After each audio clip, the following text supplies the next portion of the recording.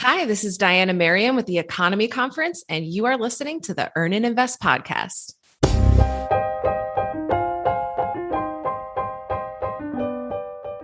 I'll never forget the first Econome Conference.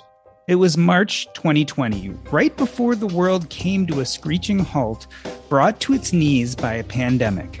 It was the last time I was together in person with my community.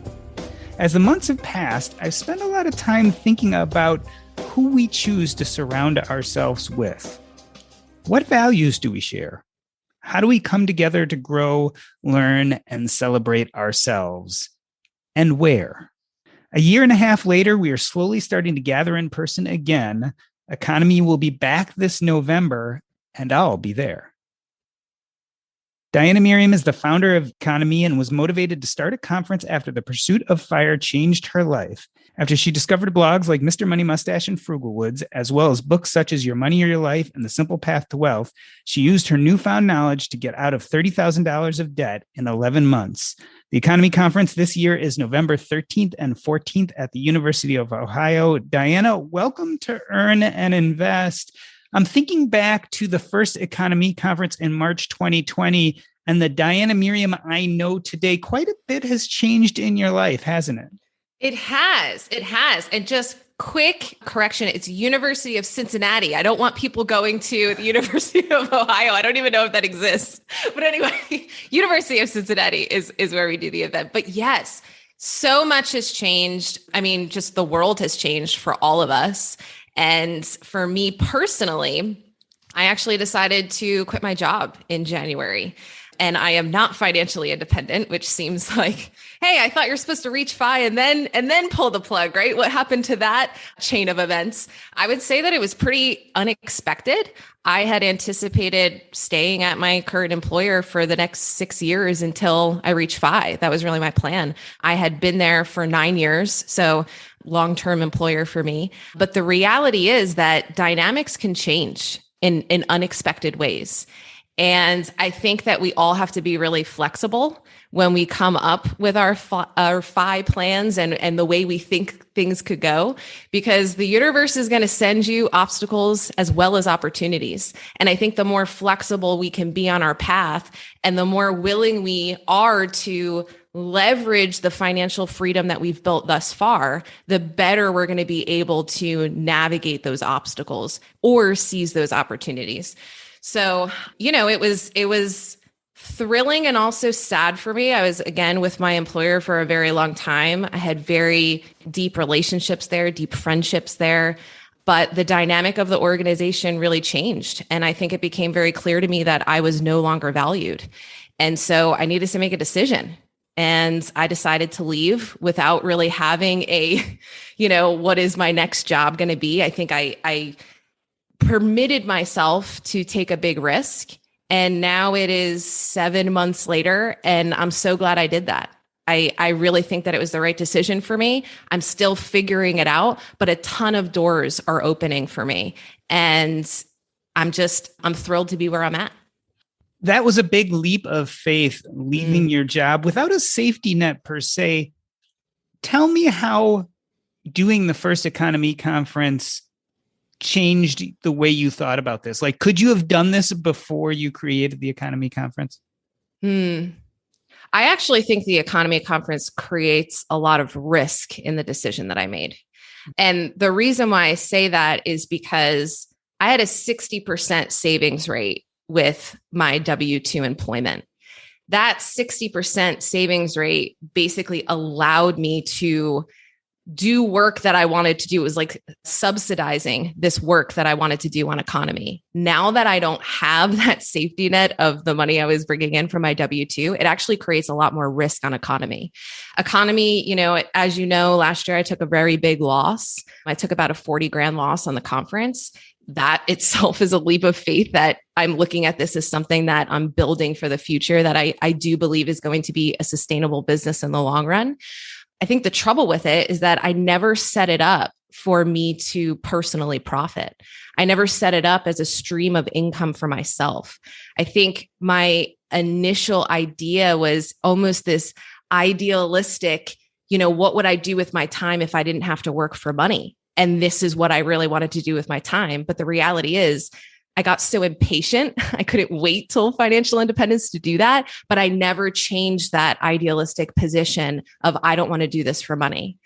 So it creates a lot of risk because, I spend a lot of time on economy, and yet it almost handcuffs me in a way, because I need to figure out other sources of income if I'm going to keep supplementing this business until it's sustainable on its own.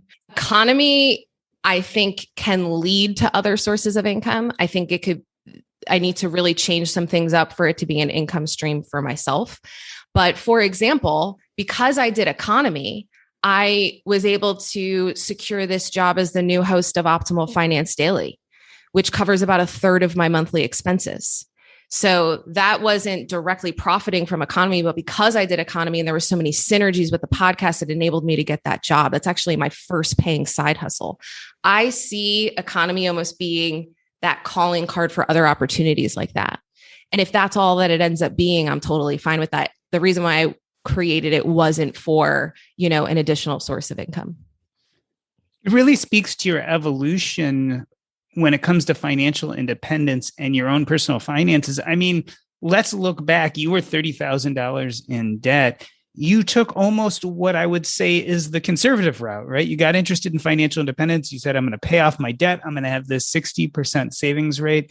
Yet as you've evolved to take more risks. And it's actually kind of interesting, right? Because from what we think of FIRE as more kind of playing it safe, right? Yeah.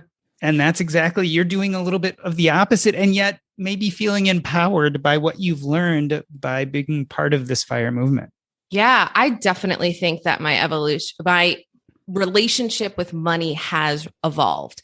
When I was first getting into this stuff and getting out of 30 grand in debt, like I stopped wearing makeup. I was making my own laundry detergent. I was not spending any money because I really looked at this debt as an emergency and I needed to get out of this as quickly as possible. And I don't regret that at all. I don't think I wouldn't have done it any differently. I think really that self-imposed restriction enabled me to learn the skill set that is still serving me very well today, and to become more self-sufficient, to really start to see how resourceful and creative I am in getting my needs met. Those are invaluable skill sets. So I'm very happy that I had that experience. But as I, was building up to this 60% savings rate, I realized that it opened up this door to ask bigger questions. I could have continued to ask myself, how do I reduce my expenses even more and increase my income even more and get myself from 60 to a 70% savings rate? I could have absolutely done that. And I know many people that do, right? But I saw this opportunity to start asking questions like, what do I want to do with my time? Who do I want to spend it with? And what do I want to create? Because I think when you start questioning consumption as much as I did when I was getting out of debt, you start to see the flip side of that I want to be less of a consumer and more of a creator, whether that's on a small scale in my own life, creating a meal, or whether it's on a larger scale, creating a conference where I get hundreds of people to come party with me about money. Right. And so I feel like a lot of people, and I've noticed that a lot of people will wait to ask those questions until they get to financial independence. And I think that we're missing out on a big opportunity if we're not asking those kind of questions along the way. Yeah, I totally agree with you. One thing I've noticed is a lot of people who've steeped themselves in the financial independence movement really get to this point where money becomes a much more of a secondary thought process. Mm-hmm. And they consider much more of what you're saying is, well, what do I want to do with my time? Yeah. And you're reminding me of this amazing quote that I love by Ayn Rand. Is that how you say it? I want to say Anne, but it's Ayn. I've said Ayn or Ayn. I'm not sure. Ayn. Okay. Whatever her name is. But there's this amazing quote that she says, money is only a tool. It will take you wherever you want to go, but it will not replace you as the driver. And I think a lot of times we're putting money in that driver's seat, like it's going to be able to tell us the direction, but it's not. It's only a tool to get us there. It's our responsibility to ask those big questions, like I had mentioned before. We've spent a lot of time mentioning the FIRE, or Financial Independent Retire Early movement. I'm taking this off your website. The Econome Conference has roots in the FIRE movement, which is a lifestyle movement with the goal of financial freedom. How much of Econome is really meant for people interested in FIRE? I think that it's really a mixed bag from what I'm seeing. There are people that are not as interested in FIRE, but they love the idea of financial freedom and having more flexibility in designing their lifestyle. So this would apply to them. I think whether you want to retire early or not, this is still, it's about money. It's about financial independence. It's about life design. It's about asking those bigger questions, so even people that are already financially independent or have retired early, I think they can still get a lot out of this event. One of our breakout sessions is actually going to be, great, I retired early. Now what? Because I think a lot of people are asking those questions. I think it's really a celebration of the powerful resource of money. And that's a very personal thing. And so FIRE is just one almost context that people use to identify with money, right? Or to help explain their relationship with money. But everybody has a relationship with money. FIRE is just one way to look at it. And even within FIRE, there's so many flavors to FIRE, right? It's just what it really boils down to is this is a really personal thing. But for everyone, money is a really powerful resource that you can use for your own personal development, really, and to create the life that you want to live. You say that we subscribe to a new American dream. What does that mean? What is the old American dream, and what's new that you can find at Econome? Well, I think when I think about how the American dream originated, it really originated as this ideal where each person can pursue their unique version of happiness. And I think that was kind of the original idea. And then it devolved into this kind of consumerist culture where we are almost subscribing to what society tells us the American dream should be. It is the big house. It's the white picket fence. It's the 2.5 kids. It's the 2 brand new cars, right? It's these external markers of success. That's what the American dream is. I think that we should be going back to the original intention of the American dream, which is your unique version of happiness. And that's going to look so different for everyone. For me, it's creating a party about money and going and walking the Camino and adopting my dog and spending as much time with him as I can.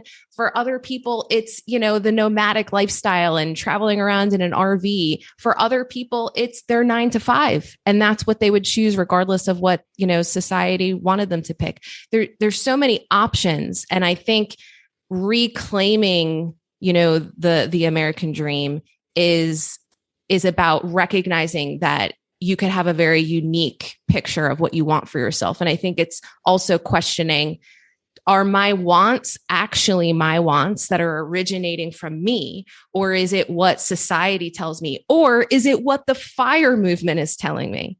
Let's question that too, right? Because a lot of people will say, well, if I subscribe to FIRE, well, then I've got to eat rice and beans and I've got to have these ideals of, never driving a car and biking everywhere and blah, blah, blah, blah, blah. I think that's a big misconception that FIRE is one thing. I think it's up to all of us to write our unique stories.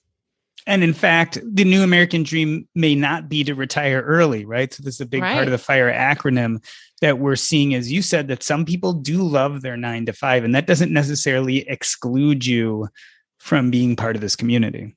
Yeah. And what I love about creating Econome is that I really want to put a literal spotlight on all of these different aspects of the way that money plays a role in your life. It's not just one way. There are so many different ways to think about it. I think that everybody has a unique set of skills, preferences, and circumstances that allow them to leverage money in different ways. And you can't copy anyone else's story, but you can be inspired by it. And so that's that's kind of the intention behind the event, is to expose yourself to all these other amazing stories with the people on stage, as well as the people in the audience that you'll get to, interact with, and see what resonates with you, and then go figure out how to implement that in your life. I'm glad you brought up that point of not just the people on the stage, but the people in the crowd. One thing I noticed from the first Econome is it wasn't just people sitting there listening to speakers. There was a lot of dialogue back and forth with audience members. You got the feeling that people were learning just as much from their neighbors sitting next to them as they were from the speaker up on the stage. Absolutely. And that's part of the reason why I try to find so many opportunities to get people interacting with each other, because yes, the main stage speakers are amazing and they help me with my marketing to be able to say, Mr. Money Mustache is coming, which by the way, he is. It's amazing to be able to say that, but there is so much knowledge in the room, so much knowledge in the room. And so we have breakout sessions that are not formal presentations. We find experts in a topic to basically facilitate a conversation amongst attendees. And that way, you're sitting in a room about, healthcare options in early retirement, and someone tells a story and you say, you know what, that's a person that I want to go talk to later, or they said something that was really interesting and I'm going to go up to them after that. I just cannot stress enough that this community is some of the smartest, most creative people I've ever met. It's just an amazing opportunity to tap into that community, at Econome.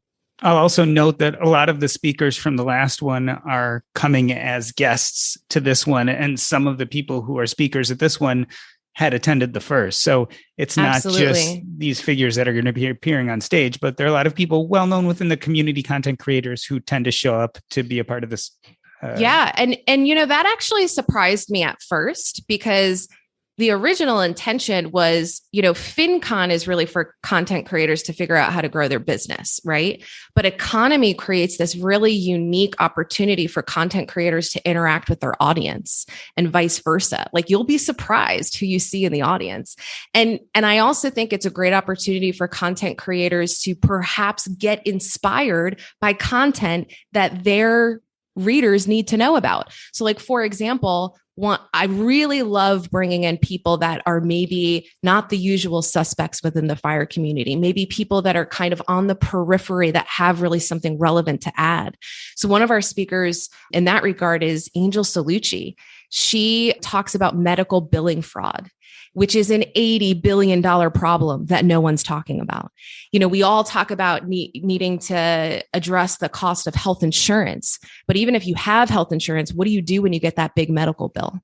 And she has just amazing information to share on that I don't see anybody else sharing in the FIRE movement. So in that sense, I feel that content creators could really benefit from the content themselves. In a moment, we're going to get back to this idea of who's speaking and what's going to be happening on the day of the conference. But before we do, tell me, what is an economist or an economist, depending on if you pronounce the E or not? It's a word that I made up, as you know, Dakshi. I love misspelled words. So an economist, or I like to say economist, right? It's a homophone. It's a different spelling, same pronunciation, different meaning. But really what that is a way that you identify with the potential of money. So I'll just briefly read you kind of this statement of what I mean when I say economist, this word that I made up. So it's kind of almost like a mission statement, a way that we can relate to each other and identify with our relationship with money. So we believe happiness comes from freedom, creativity, and community. We subscribe to a new American dream that doesn't include excessive material possessions, conveniences, and money, which sounds a little ironic. We're talking about growing money, but do we really need excessive amounts of money, right? I think a lot of us realize in the FIRE movement that this concept of enough, we actually need a lot less than we might think we do. We want more self-directed time, more mental space, and more connection with the people we love. Resourcefulness is gratifying. Effort is the spice of life. Sharing is caring. We are not consumerist suckers. We DIY, we optimize, we cook amazing food. We believe happiness is less about pleasure and much more about the expansion of possibility.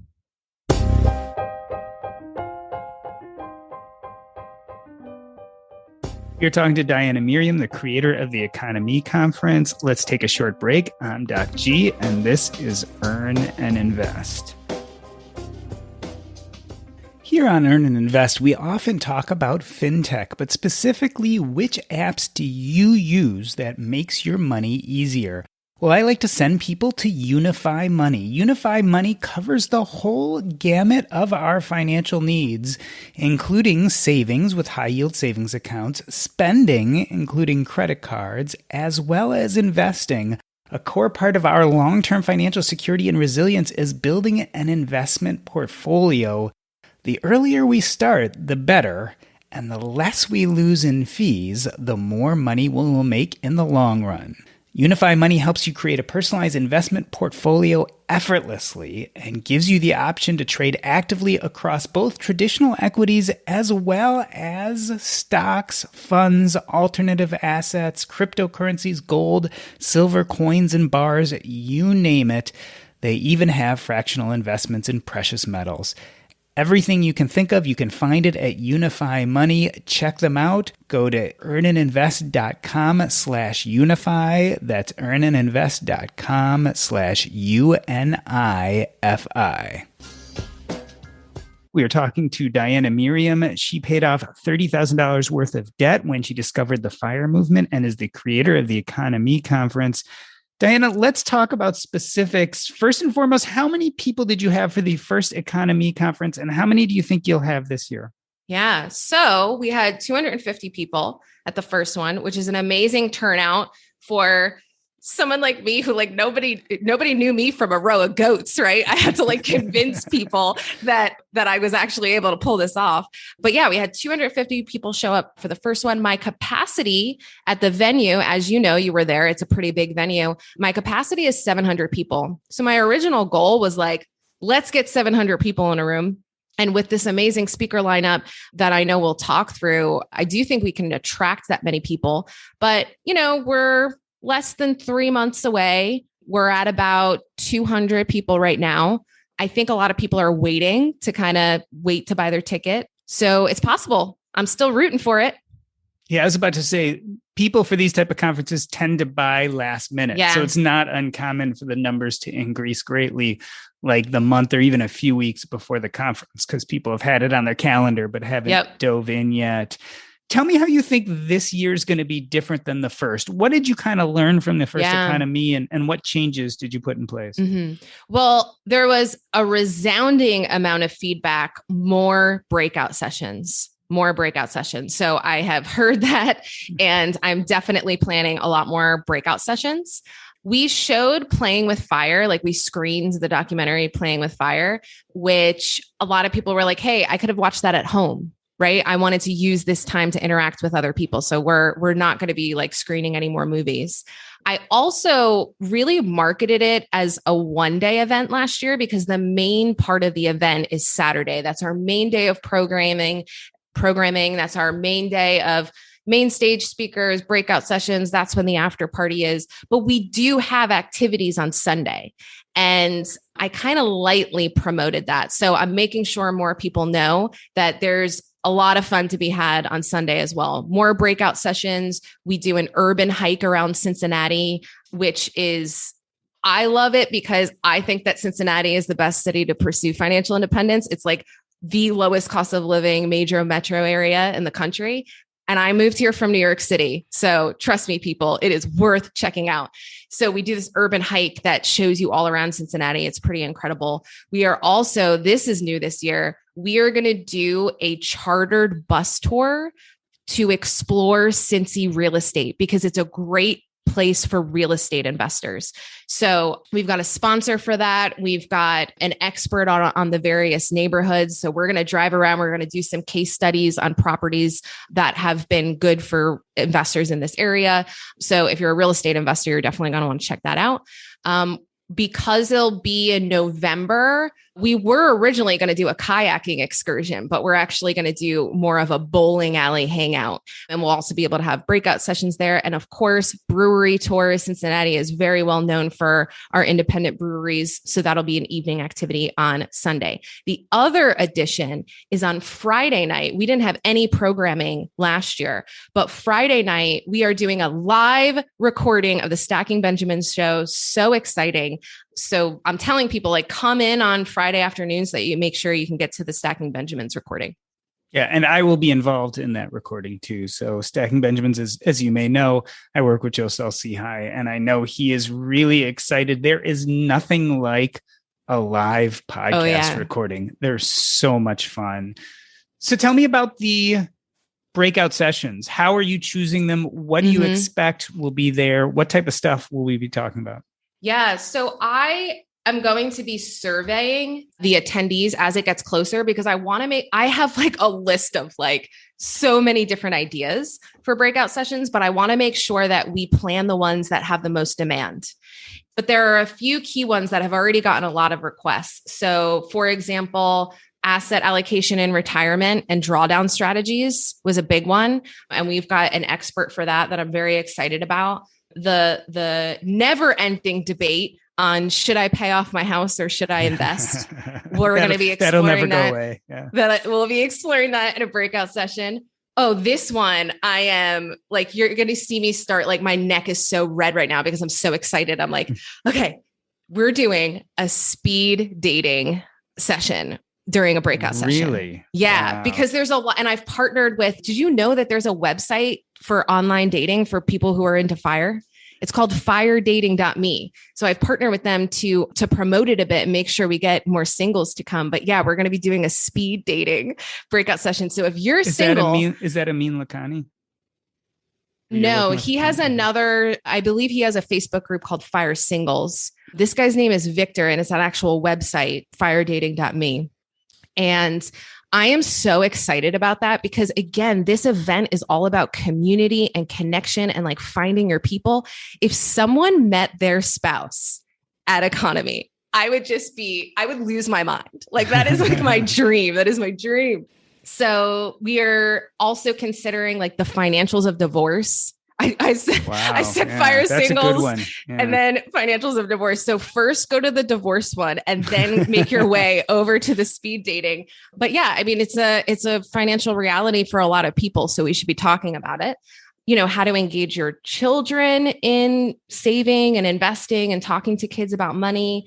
I'm also thinking of doing attendee case studies because when I went to Camp Mustache, this really helped me. I ran a session on attendee case studies where it was kind of like a PowerPoint slides of basically opening up the books, your income, your expenses, your fire plan, like your assumptions, and then opening it up to the room to like poke holes in it.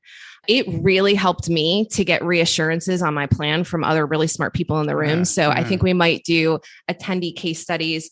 They can take a bit long, so we'd probably only be able to highlight a few people.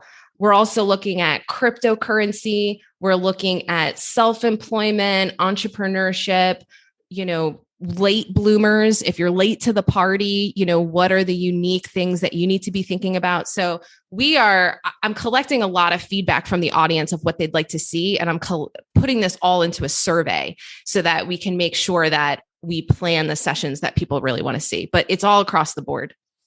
Now, last year, most of the talks on stage were TED-like talks. Mm-hmm. Is that also going to be the same format, or do you have some panels or some other things going to be on the main stage this year? Most of it is similar format with the TED Talk style talks. However, we are going to close out the show. So you last year closed this out with an amazing performance, but we are now going to actually close out the show with a panel. And I'm really excited about this panel because it's being moderated by JD Roth. And on the panel, we have Joe Salcihai. We've got Mr. Money Mustache, which can we all just like freak out with me for a minute?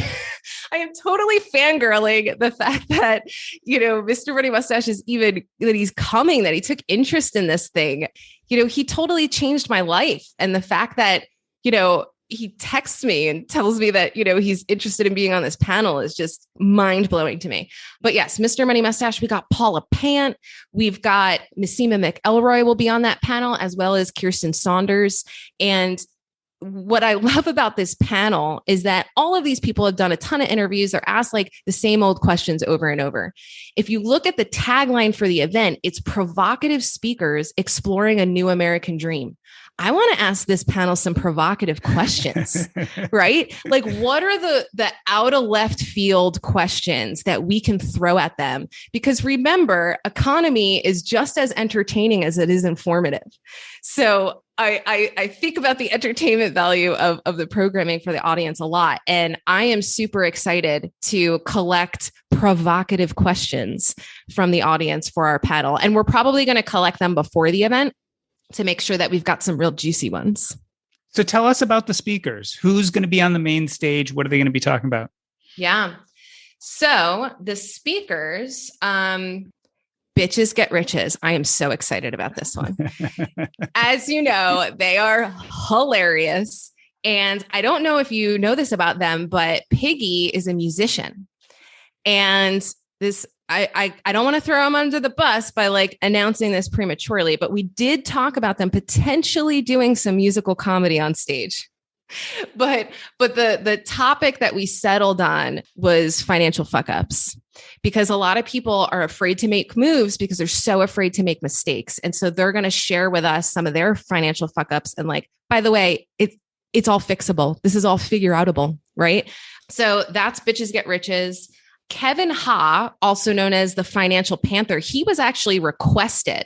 I have a spot on my website where you can recommend a speaker or tell me who you really want to see. And a number of people asked to see the Financial Panther, which I honestly hadn't heard of him before.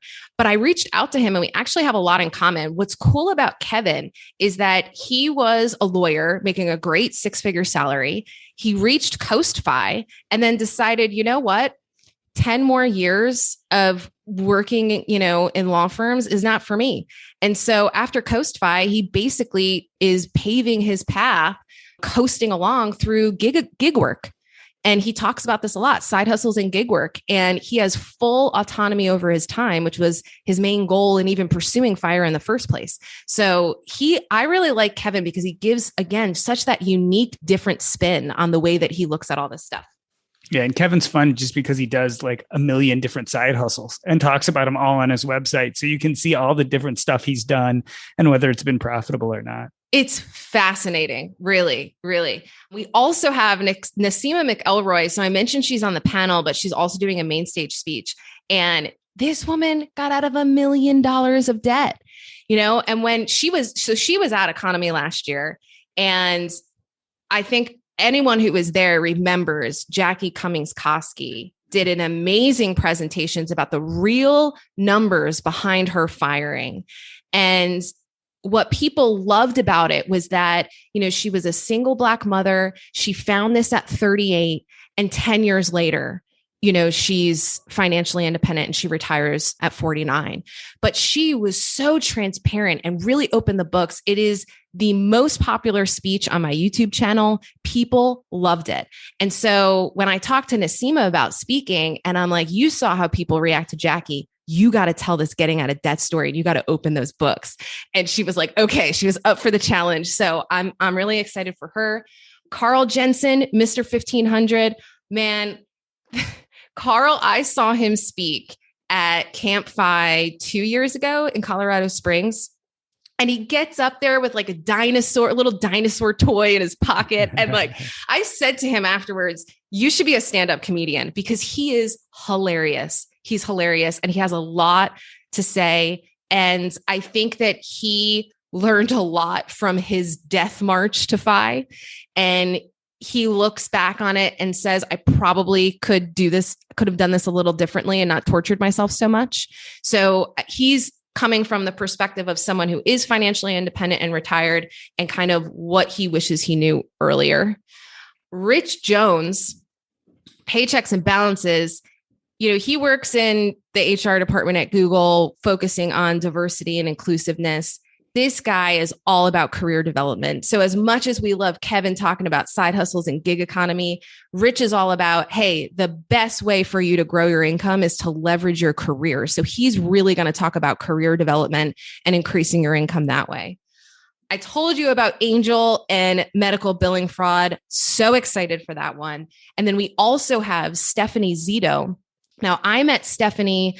I don't know that she's particularly well known within the FIRE community. I met her at World Domination Summit a few years ago, and she did a 3-hour presentation on credit card hacking for like travel rewards points. She has been to every continent. She's been to like 127 countries, if I'm remembering that number correctly. She is like an expert on leveraging rewards points for travel.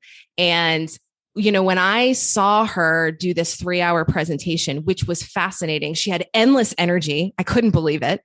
And I remember journaling that night and saying, if I ever had the opportunity to work with this woman, I got to figure out a way. And at that time, I didn't even know I was going to do economy. So of course, I reached out to her and I couldn't believe that she accepted, because she's the kind of person, you ever meet those people where they're so lit up by what they're doing that you're like, man, that person has found their purpose. That's the way I feel about her. And I just really want other people to see that.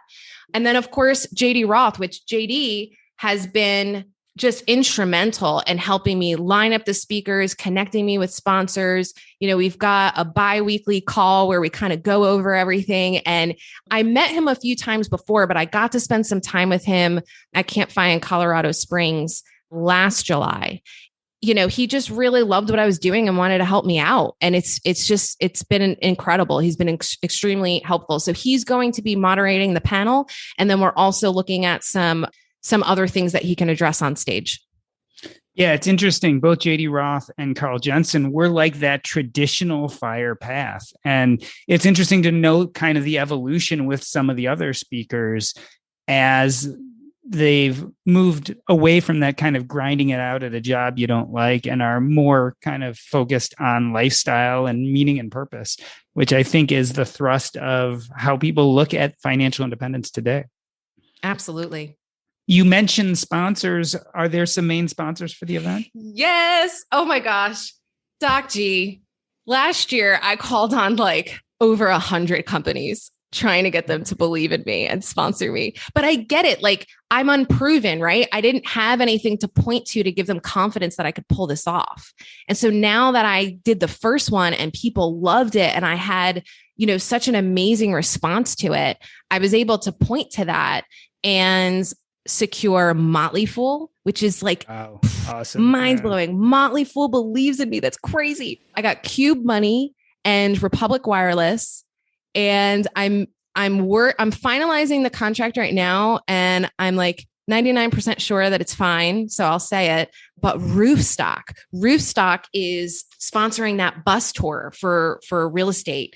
And so, yeah, and I have a couple spots left for more sponsors. So if you're listening to this and you want to be a sponsor, so yeah, it's, this is not a conference that I want overrun with sponsors. I only have 7 slots, and that's very intentional because I'm a bit picky. I really only want to work with companies that I feel add a lot of value to the attendees, helping them on their path to FI, and that, both sides can really benefit from them, getting involved in the event. So yeah, it's really exciting.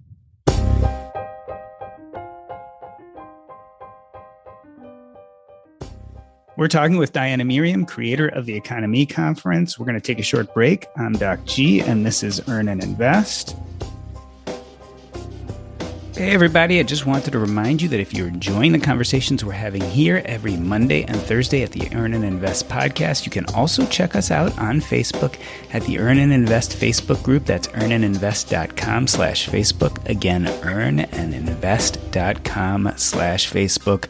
There, we continue the conversations that start in the podcast. We discuss everything from personal finance to economics to current events. Who knows what'll come up next? Become part of our community by going to earnandinvest.com/Facebook. We'll see you there. We're talking to Diania Merriam, creator and founder of the Econome Conference, which is going to be November 13th and 14th this year. So Diana, let's look at this from the 1,000-foot view. Tell me a little about the ups and downs of creating your own conference. Oh man, do you have another hour? Well, when I think it comes to any entrepreneurial pursuit, you're stepping into the unknown and you're making all of these assumptions on what you think is going to work and how you think it's going to go. And then you're totally wrong, right? Or like things happen that you could have never anticipated. So I think the hardest part for me, honestly, is the marketing, is really putting myself out there and making sure people know about it. I mean, obviously, like, look at me, like red and sweating. I'm so excited. Like I get the crazy eyes. Like, I feel like my head is going to explode. I'm so excited. And I'm so proud of this thing that I created. But I struggle with the digital marketing side of things. And we all know, like, when we're getting pestered by people that are like clogging your inbox and you're being inundated by ads, and it's just annoying, right? Like, buy my thing, buy my thing, buy my thing. I don't want to beg anyone or try to convince anyone to come to my event. I just want to tell you about it. And if it resonates, then awesome. Let's party together. And if not, then like, I want to leave you alone, And I do think that hurts me a bit in spreading the word because I get punished by the social media algorithms a lot. Even if you're following me, a lot of times you're not going to see my post because I don't post enough. So I definitely think that's been a struggle. And even just like putting myself out there, I never thought of myself as a content creator. I looked at myself as an event planner. I created this literal stage for people who really had good content to share, to be able to share it in a new medium. And what I didn't realize is that no one's going to trust this faceless brand of Econome. I really needed to kind of put myself out there and let them get to know me and help people understand why I created this, what's the intention behind it, and why they should care and how they would benefit. And that was a learning curve for me. That really unearthed a lot of insecurities that I didn't know I had. I thought that I like to be the person that's the center of attention, but then it actually happened and I wanted to crawl under a table. Like I did not realize that about myself. So I think battling the insecurities, battling the financial hit, that took a lot of reframing and talking myself off a ledge because it's scary. I mean, I lost 40 grand on the first event and it's not lost. I made a 40 grand investment, right? I mean, as the business grows, I could absolutely recoup that, but it's risky to put that much money on the line and then also leave your job and then also be planning a mass gathering in the middle of a pandemic. It's huge. It's a huge, huge risk. And being able to emotionally navigate that uncertainty and emotionally navigate the realities of entrepreneurship was a big learning curve for me. I think the skills that make me a really good employee do not serve me as an entrepreneur. And that's been a hard lesson. I worked at a big agency for multi-billion-dollar brands where everything I put out the door was perfect. You can't do that in a new endeavor. You've got to just try. You've got to be messy. You've got to start ugly, and that was hard for me. But at the end of the day, the way I've kind of justified it to myself is that I've created something that I'm really proud of. And when I am feeling self-doubt and when I'm feeling insecure, I go and watch that promo video. It's like a 2-minute highlight reel. If you go onto Econome Conference on YouTube, it's like the first video that you see. It's 2 minutes long and it's just a highlight reel of last year's event. And I just watch that and it's like, man, it's worth it. It's worth this heartache. It's worth the financial risk because I got to create something I'm really proud of. And the other way I justify it is that, I've decided not to have children. I like to tell people I've been blessed with no children. Econome is like my baby. I didn't birth a child. I birthed a conference and a world adventure by walking the Camino, I like to say. But if I would have had a child, it would have cost me a hell of a lot more than 40 grand over 18 years. So I think we choose to risk or spend money on things that are really valuable to us. And creating this has been really valuable to me on many levels. So yeah, that's what I'll say about that. You were pretty open about the fact that for the first economy conference, it almost didn't happen, right? There was kind of a dark period there in the planning. Have you found that planning this one has been a lot easier? I've still had dark periods. I would say it's a roller coaster. It's like ups and downs, ups and downs. It's funny because when you go through a deep depression and then you come out of it, it feels like you conquered something. It feels like, okay, I'm past that. It'll never happen again. And then it happens again, and it's even more demoralizing. And so I've definitely still struggled with it. But I think what it really comes down to is being so uncomfortable with uncertainty. But it's the reality of life. Life is uncertain. And, resisting that, I think, is what creates a lot of heartache for me. There's this great quote by a spiritual teacher, Byron Katie. And she says, if you fight with reality, you'll lose, but only 100% of the time. And I love that because, I think that a lot of us, we want to control everything. Even the pursuit of fire is almost it gives us a semblance of control, that we're controlling our financial futures and we're protecting ourselves from life's unknowns, that's still a valuable pursuit. But the reality is that it's all unknown. And so fighting with that, I think, has caused me a lot of anguish. You mentioned this idea of fighting with reality, and it hits me that our reality has changed a lot since the last Econome Conference. I mean, we've gone through a pandemic. Talk about how the last year and a half has been for the fire community in general. Is this the same fire community that showed up to the first Econome? I would say that they probably have more of a resolve on their financial goals. I think maybe it's a wake-up call that life is short and that more flexibility in the pursuit of FI is warranted. I think especially for people who were not conscious about money before. I had this amazing conversation with a guy who he just stepped in last minute to help us out with some tech stuff at Econome last year. He wasn't interested in the subject matter. I had no idea what fire was. He's helping out with sound and lighting and stuff, but he's listening to everything that was happening on stage. When I talked to him yesterday, he said, man, you have no idea how much I needed to hear all that and how stepping into all of the upheaval of the pandemic, which he's in event production. So his income was gone and he had to really start thinking about things a lot differently. And he said he felt Econome really prepared him for that, which was like, wow, I love hearing how it impacts people because it really does make it all worth it. But I would say, for the fire community, I think it's strengthened some resolve. I really do. I think people are recognizing that nothing's guaranteed and you could plan to retire in 10 years and then go do something amazing. But if the world is completely different in 10 years and that opportunity no longer exists, how do you balance protecting your future, but also, living in the moment and still enjoying today? I think there's a real balancing act that's discussed a lot within the fire movement, and even more so given where, we are today. Yeah, the balance between deferred gratification and YOLO. It's really hard to try to figure out because we should live in the moment sometimes. Right. And then we should plan for the future at others and how to kind of figure out what that line is. And I don't think it's mutually exclusive. I think you could do both, right?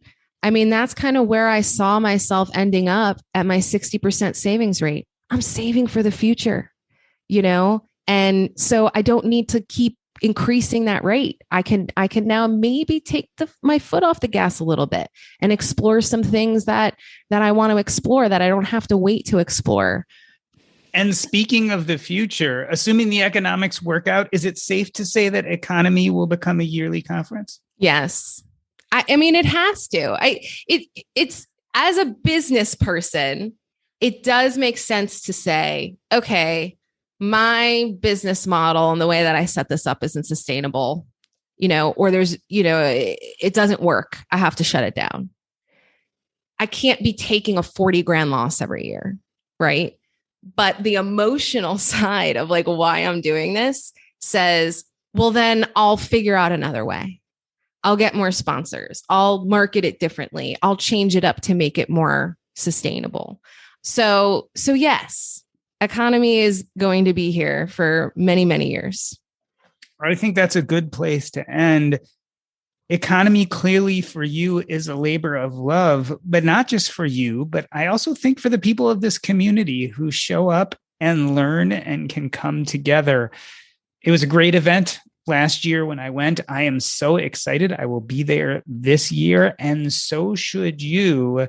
November 13th and 14th, University of Cincinnati. There's no such thing as University of Ohio. It's Ohio State. That's what it is. Ohio State. Got it. Not OSU, University of Cincinnati. But I think it's going to be a great event, and tickets are available. So come and be part of our community. Diana, I want to end this episode the way I end every episode, by asking you what is up next in your life and where can we find you if we want to learn more.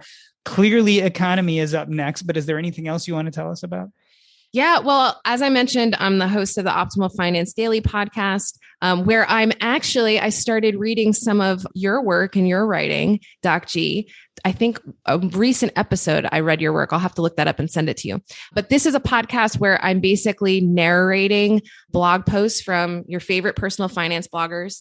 I like to say that they wrote these amazing songs and I get to perform the covers. So come on over to Optimal Finance Daily. It is every single day of the week, all year long, and 10 minutes or less. It's like you're a little daily dose of personal finance knowledge. And then, of course, come hang out with me in Cincinnati at the Econome Conference, and I'll set up a little discount code for listeners for 10% off. Earn and invest. And remember, you got to spell out ands because we can't do characters. So earn and invest, all caps, all one word, will get you 10% off. And that's what at economecon.com or economeconference.com. Economeconference.com. Excellent. And remember, economy is spelled with an M-E at the end, not an M-Y, because I love misspelled words.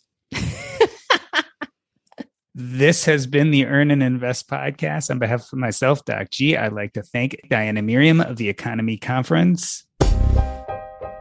That's a wrap.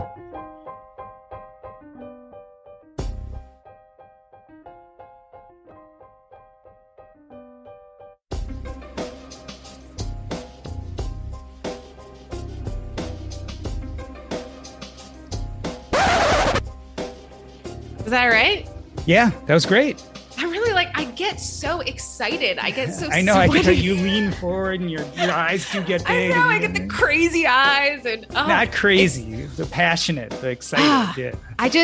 It's like just the way this is coming together, and like getting Pete and Paula last minute. I was about to say, look at that marquee speakers list. Pete does not do much anymore, ever. Like, it's hard. I've begged him to be on this podcast many times, and he was once because I think it was a topic he really wanted to talk about. But and I got Carl to think for that. So they're friends, and right so. Yeah. But he was extremely helpful, and yeah, it's so funny. I mentioned like Pete and Paula to someone the other day, and they were like, you're like peaking in year 2. I was about to say, that's the thing though, is you gotta, it's interesting because you will start every year. It's going to be like, okay, who am I going to get? And it's not just topping, because you don't necessarily want to top, but it's finding interesting, provocative speakers, right? And yeah. But I mean, this community has so many of them. Yeah, many of them. I don't think I'm going to have any shortage of speakers for years to come. I mean, they're as much as like, it's like what they say at FinCon, like there's room for everyone there, because we could have so many people talking about money, and yet we still reach such a small segment of the population.